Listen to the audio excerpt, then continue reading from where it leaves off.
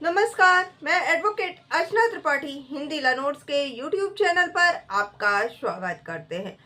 Police अधिकारी के जो गलत आचरण है उसकी शिकायत कैसे और किससे करें, आज की वीडियो इसी पर आधारित है। हम सबको पता है कि जब भी कोई गलत करता है, कोई अपराध करता है, तो पुलिस जो है उस चीज की छानबीन करती है। परंतु यदि पुलिस अधिकारी ही कुछ गलत करे तो फिर उनकी शिकायत कहाँ की जाए। अक्सर आप देखते हैं कि कभी ना कभी आपके जीवन काल में ऐसा कोई ना कोई केस तो जरूर ही आया होगा जिसमें पुलिस अधिकारी ने या तो रिश्वत मांगी है या फिर किसी पक्ष के साथ पक्षपात किया है या फिर गलत आचरण किया है। अभी हाल में ही एक केस देखने को मिला जिसमें पुलिस अधिकारी ने एक महिला से बदसलूकी की, और ये अक्सर देखने को मिलता रहता है, कोई नई बात ये नहीं है। बस बात यहाँ पर आती है कि कई बार कुछ चीजें सोशल मीडिया पर आ जाती है तो सभी लोग उसको जो है पता कर लेते हैं, जागरूक हो जाते हैं, और बहुत सी बार ऐसा होता है कि चीजें वही दब के रह जाती हैं। ना कोई शिकायत करता है, ना मीडिया वहां तक पहुंचती है और ना खबरें लोगों तक पहुंच पाती है। आरोपी कोई भी हो, चाहे वह पुलिस वाला हो, चाहे वह कोई अन्य व्यक्ति हो, अगर कोई भी अपराध करता है तो उसको दंड देने का प्रावधान है। परंतु जब पुलिस अधिकारी ही कोई गलत व्यवहार कर रहे हैं तो उसकी शिकायत कहाँ करें? क्यों? क्योंकि पुलिस अधिकारी की शिकायत अगर आप पुलिस स्टेशन में जाते हैं शिकायत करने के लिए, कौन सुनेगा? तो कहाँ पर उसकी शिकायत कर सकते हैं, आज हम यही बताएंगे। भारतीय जो नागरिक सुरक्षा संहिता है उसमें पुलिस को बहुत अधिक पावर दी गई है, शक्ति दी गई है। भारतीय जो नागरिक सुरक्षा संहिता है उसमें पुलिस को इतनी ज्यादा पावर दी गई है कि पुलिस जो है वे अपराधी को कभी भी अरेस्ट कर सकता है। उसको लगता है कि हाँ ये अपराध करने जा रहा है, उसको अरेस्ट करने का पावर है। पुलिस जो है वे अपराध की खोजबीन कर सकती है। पुलिस को बहुत सारे पावर दिए हैं, लेकिन साथ ही साथ ये भी कहा है कि पुलिस को अपने जो लिमिट है उसमें रह के, अपने दायरे में रहकर ही कार्य करना है। कभी कभी क्या होता है कि पुलिस का आचरण ही गलत हो जाता है। वह एफआईआर लिखाने के नाम पे रिश्वत मांगती है। वह क्या करती है कि लोगों को गिरफ्तार करती है और गिरफ्तार करने के बाद में दूसरे पक्ष के द्वारा पैसा ज्यादा दे जाने पर उस व्यक्ति को वहीं कस्टडी में ही मार डालती है।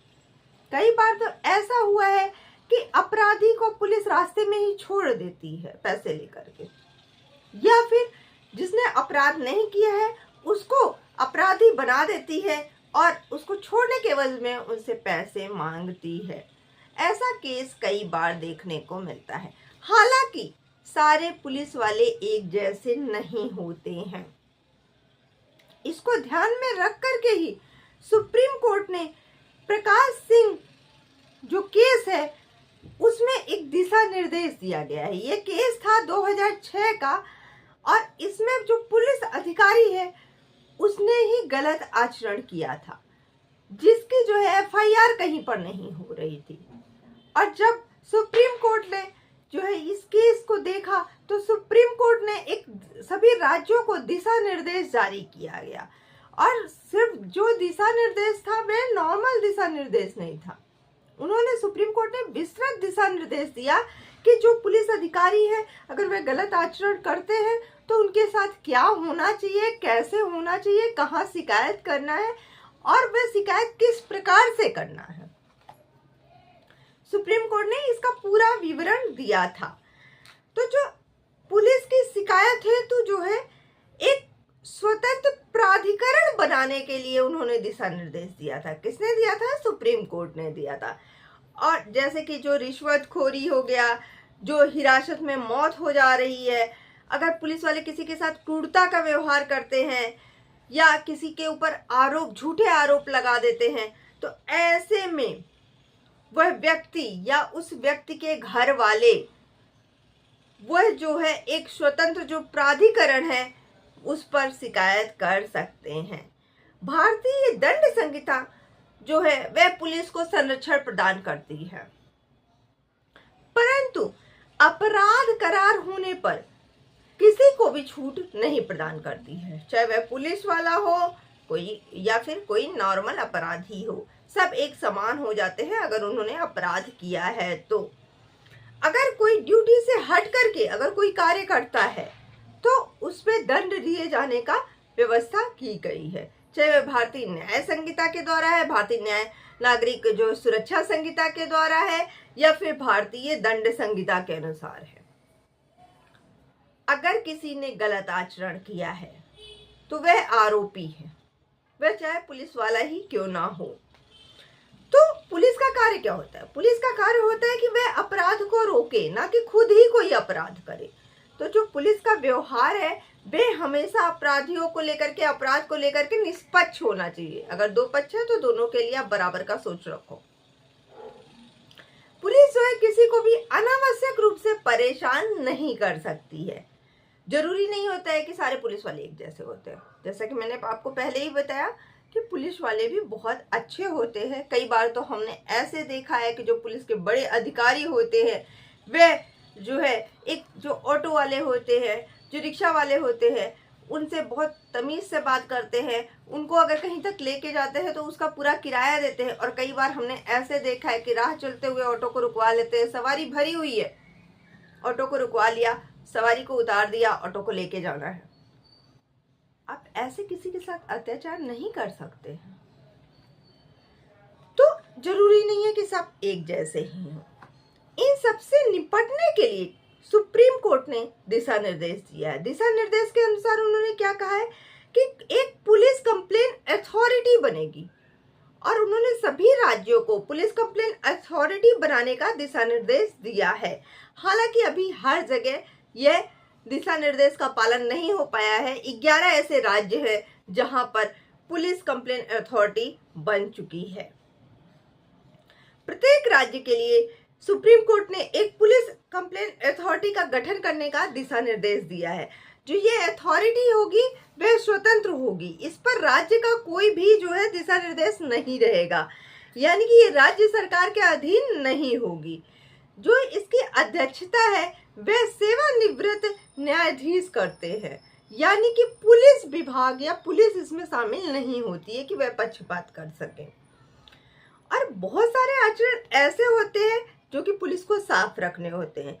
यदि कोई इसके विपरीत जाता है तो फिर आप यहाँ पर उसकी शिकायत कर सकते हैं। अब बात है कि ठीक है, हमें ये तो पता चल गया कि पुलिस कंप्लेन अथॉरिटी के पास पुलिस की शिकायत की जा सकती है, परंतु कौन कर सकता है शिकायत? तो आपको बता दें कि कोई भी ऐसा व्यक्ति जो पुलिस अधिकारी के द्वारा उसके आचरण के द्वारा पीड़ित हुआ हो वह शिकायत कर सकता है। शिकायत एक लिखित आवेदन के रूप में की जाएगी। जो लिखित आवेदन है वह पुलिस कंप्लेन अथॉरिटी के पास में भेजा जाएगा और ये जो लिखित कंप्लेन है वह पीड़ित व्यक्ति कर सकता है, पीड़ित व्यक्ति के परिवार वाले कर सकते हैं। उस लिखित जो आवेदन है उसमें जो कारण होगा आवेदन करने का वह स्पष्ट रूप से लिखा जाएगा कि किस वजह से पुलिस ने जो पुलिस अधिकारी है उन्होंने कैसा आचरण उनके साथ किया है और किस वजह से वह कंप्लेन कराना चाहते हैं।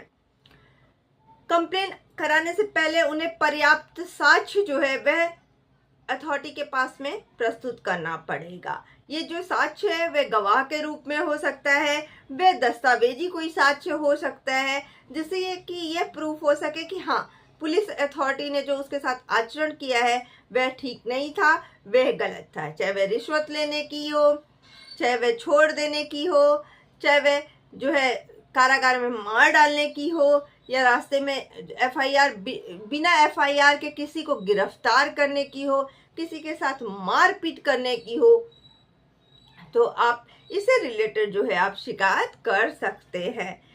अगर अथॉरिटी को लगता है, पुलिस कंप्लेन अथॉरिटी को लगता है कि हाँ ये जो साक्ष्य है ये सही है पुलिस जो अधिकारी हैं उनको गलत साबित करने के लिए, तो वे क्या करेंगे, सबसे पहले जो पुलिस अधिकारी है उसके ऊपर एफआईआर दर्ज कराएंगे।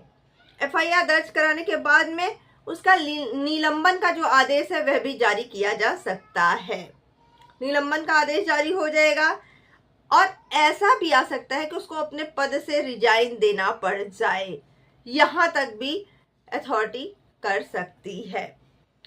भारत के 11 राज्य ऐसे हैं जिसमें पुलिस जो कंप्लेन अथॉरिटी है उसका गठन हो गया है सुप्रीम कोर्ट के दिशा निर्देश अनुसार। ये राज्य हैं आपके असम, चंडीगढ़, दिल्ली, हरियाणा, जम्मू कश्मीर, कर्नाटक, केरल, तमिलनाडु, पंजाब, महाराष्ट्र और तेलंगाना। ये ऐसे राज्य हैं जहां पर जो है पुलिस कंप्लेन अथॉरिटी का गठन हो चुका है। बाकी जो राज्य हैं वह भी पुलिस कंप्लेन अथॉरिटी का गठन धीरे धीरे कर लेंगे। क्यों? क्योंकि ये सुप्रीम कोर्ट का आदेश है। अगर आपके साथ भी कोई भी पुलिस का अधिकारी गलत व्यवहार कर रहा है तो आप यहाँ पर शिकायत दर्ज करा सकते हैं। आपको हमारी वीडियो कैसी लगी जरूर बताइएगा। साथ ही साथ चैनल को सब्सक्राइब कर लीजिएगा जिन्होंने अभी तक चैनल को सब्सक्राइब नहीं किया है, और ज़्यादा से ज़्यादा वीडियो को शेयर कीजिएगा। धन्यवाद।